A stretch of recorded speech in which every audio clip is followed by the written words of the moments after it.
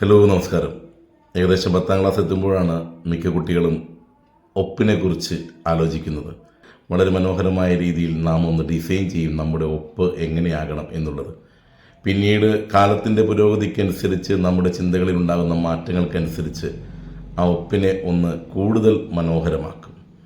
ജീവിതത്തിൽ നമ്മുടെ കയ്യൊപ്പ് എന്നതുപോലെ തന്നെ നമ്മുടെ ഇടപെടൽ കൊണ്ട്, നമ്മുടെ വാക്കുകൾ കൊണ്ട്, നമ്മുടെ പ്രവർത്തനങ്ങൾ കൊണ്ടൊക്കെ മറ്റുള്ളവരുടെ ജീവിതത്തിൽ ദൈവത്തിൻ്റെ സിഗ്നേച്ചർ പകർന്നു കൊടുക്കുവാൻ നമുക്ക് സാധിക്കും. നമുക്കിടയിൽ തന്നെയാണ് ദൈവങ്ങളുള്ളത്, ആൾ ദൈവങ്ങളല്ല. പ്രവർത്തനങ്ങളിലൂടെയും വാക്കുകളിലൂടെയും ഒക്കെ മറ്റുള്ളവരുടെ ജീവിതത്തിൽ വെളിച്ചം പകരുവാനായിട്ട് നമുക്ക് സാധിക്കും. ചെറിയ ഒരു മാറ്റം വരുത്തുവാൻ സാധിച്ചാൽ മതി, ചിന്തയിലൊരു മാറ്റം വരുത്താൻ സാധിച്ചാൽ മതി, അല്ലെങ്കിൽ ചെറിയൊരു സന്തോഷത്തിൻ്റെ അനുഭവം പകർന്നു കൊടുക്കുവാൻ സാധിച്ചാൽ മതി. ആശ്വാസത്തിൻ്റെ, കരുത്ത് പകരുന്നതിൻ്റെ, കരുതലേകുന്നതിൻ്റെയൊക്കെ അനുഭവം പകർന്നു കൊടുക്കുവാൻ സാധിച്ചാൽ മതി. ദൈവികമായ ഇടപെടലുകൾ നടത്തുവാൻ നമുക്കും സാധിക്കും. നാം ഒന്ന് പിന്നിലേക്ക് നോക്കിയിട്ടുണ്ടെങ്കിൽ നമ്മുടെ ജീവിതത്തിലും ദൈവികമായ ഇടപെടലുകൾ നടത്തിയ ഒരുപാട് പേരുണ്ട്. അവരെ കൂടി ഓർക്കാം.